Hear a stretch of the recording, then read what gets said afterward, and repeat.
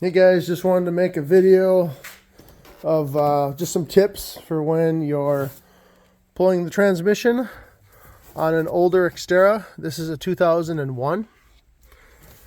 As far as the shifter goes, it's pretty straightforward taking it out of the car. I've seen different methods on how people do this. The transmission could differ as well. I've seen that plate taken off. What I did is there's a snap ring that all you got to do is release it and the whole assembly comes out. So that's what I did. I can show you the shifter.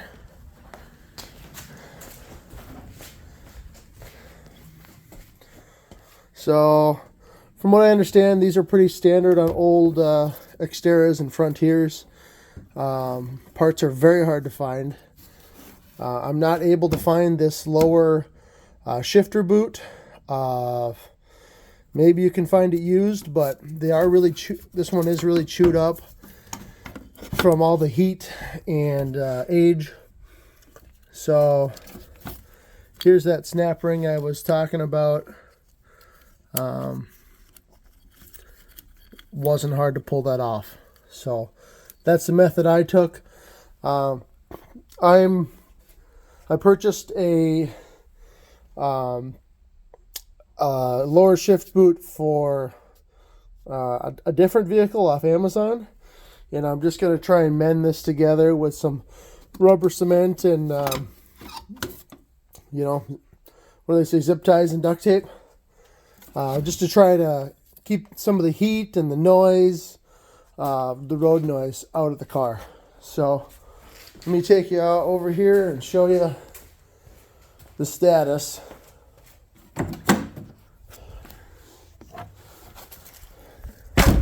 I'd recommend getting a decent transmission jack. I picked this one up used. It's a Harbor Freight one. I just went through and bled the air out of it. Looks like it's holding real well, so that is pretty important. All right, so under here, taking the drive shaft out is pretty self-explanatory. You just got 4 bolts that are pretty hard to come out depending on the age. And if we move over to the trans, as you can see, this is the bottom side of the shifter.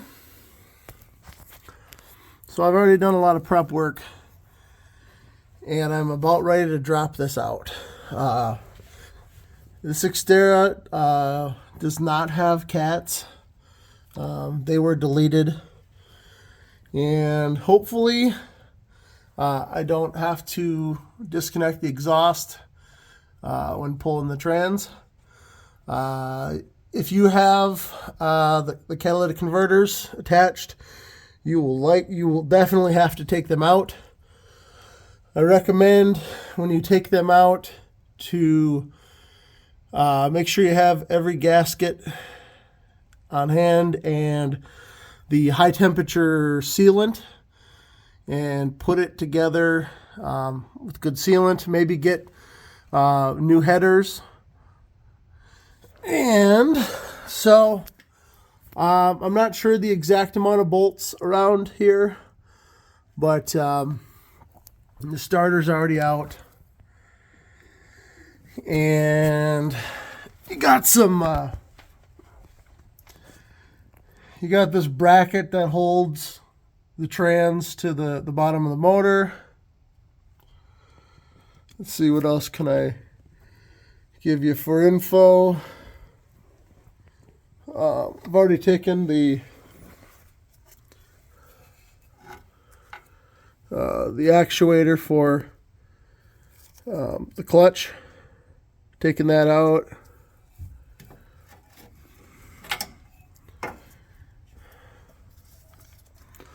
So yeah, here's where I'm at. Also, make sure you disconnect your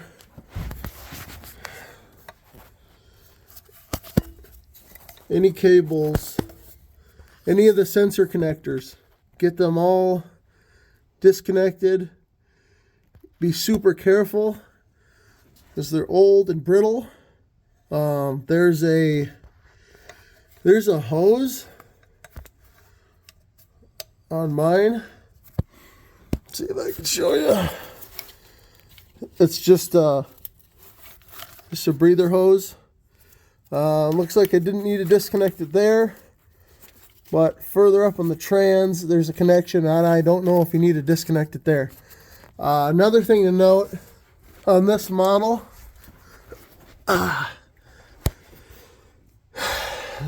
you can see right up in there, there's a sensor plugged into the top of the trans.